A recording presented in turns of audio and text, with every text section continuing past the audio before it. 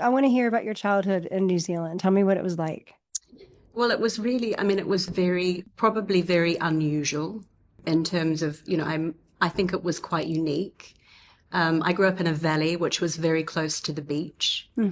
If you imagine volcanic black sand and a kind of deadly tide and a storminess and a remoteness and a group of people who were really living off grid in quite a rural area and were quite alternative. And I think they had also chosen to be there and to kind of reject something, and Yeah. to embrace something else.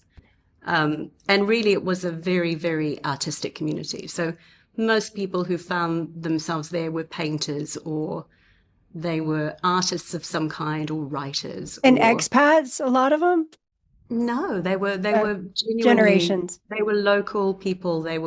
Most of them had been there for a few Mm. generations.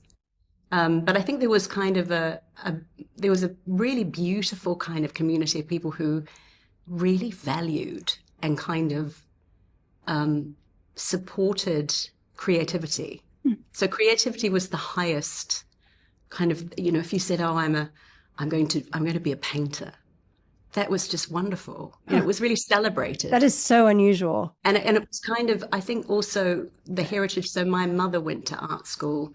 A lot of her art school friends, were also living there and all their children, we were all kind of following in the footsteps of that.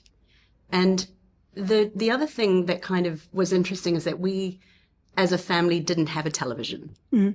So we were living in this quite remote place.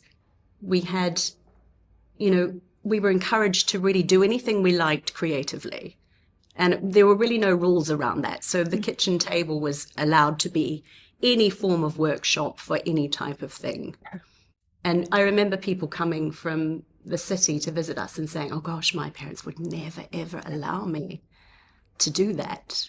Huh. And it was kind of the freedom, I think, that we had was very informative in my upbringing, in my sort of personal experience, because I kind of became a maker of things. Do you have siblings, Francis? Yes, so there were quite a few of us. So there were four of us, And where are you and in we the were mix? all.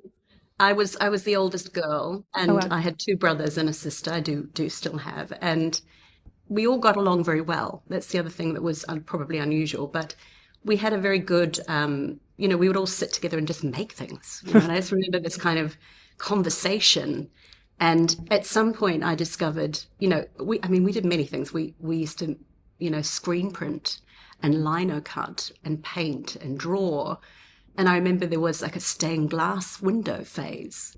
I'm talking about every form of innovation that you could think of. And we were just experimenting. And I think it was kind of this sort of experimental moment of learning how to technically craft things that really ignited this craftsmanship piece in me. So really what was intrinsic to my development was this idea that I knew I wanted to make things.